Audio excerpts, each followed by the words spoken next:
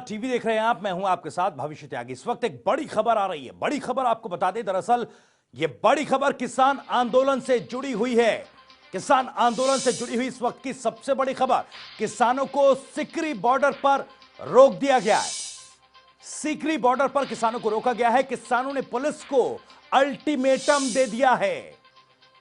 तो किसान आंदोलन से जुड़ी हुई यह बड़ी खबर, दरअसल किसानों को सिकरी बॉर्डर पर रोका गया है और किसानों को जब रोका गया तो किसानों ने पुलिस को अल्टीमेटम दिया है। एक्सक्लूसिव तस्वीरें यह हम सिकरी बॉर्डर के इलाके से आपको दिखा रहे हैं, किस तरीके से किसानों का जो जत्था है वो यहां से दिल्ली की तरफ कूच कर रहा था, लेकिन सिकरी बॉर्डर पर उनको रोक लिया गया।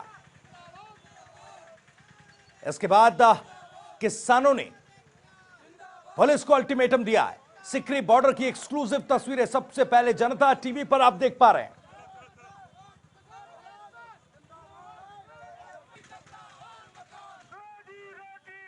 तो आपको बता दें कि बीते कई दिनों से किसान जत्थेबंदी कृषि कानूनों के खिलाफ आंदोलन पर है। हालांकि कई स्तर की बातचीत हो चुकी है, कृषि कानूनों को वापस लेने की मांग पर अड़े हुए हैं, लेकिन फिलहाल चौथे राउंड की बातचीत के बाद कुछ सकारात्मक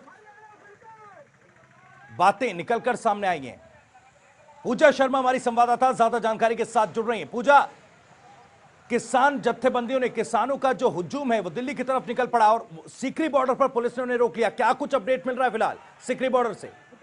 बिल्कुल, देखिए कल से ही जो है पुलिस पूरी तरह से मुस्तैद थी कि जैसा कि सूचना मिली कि एमपी के किसान और पलवल के किसान दिल्ली कूच करना चाहते हैं, तो पहले कल से ही सीकरी बॉर्डर पर पुलिस का चक्रव्यूह तैयार कर दिया गया है।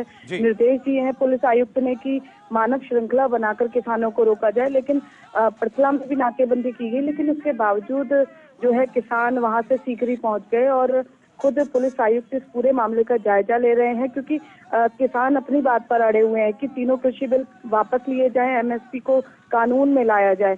लेकिन वही सरकार जो है किसी भी सूरत में कृषि बिल वापस लेने को तैयार नहीं है। तो ऐसे में अब किसानों को इंतजार है कि जो 5वें चरण की वार्ता होती है उसमें क्या निष्कर्ष निकलता है। लेकिन फिलहाल पुलिस की पूरी तरह से चकरगिन्नी बनी हुई है, क्योंकि पुलिस आयुक्त ने ये पूरी तरह से निर्देश दिए हैं कि किसी भी तरह का बल का प्रयोग नहीं किया जाएगा, क्योंकि किसान हैं, अन्नदाता हैं।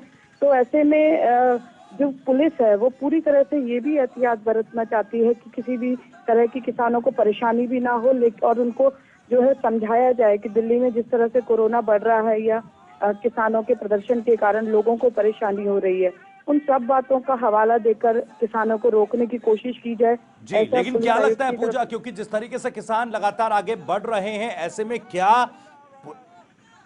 पुलिस जिस तरह से समझा रही है, क्या किसान रुकेंगे? क्योंकि लगातार कृषि कानूनों को वापस लेने की मांग पर किसान अड़े हुए हैं।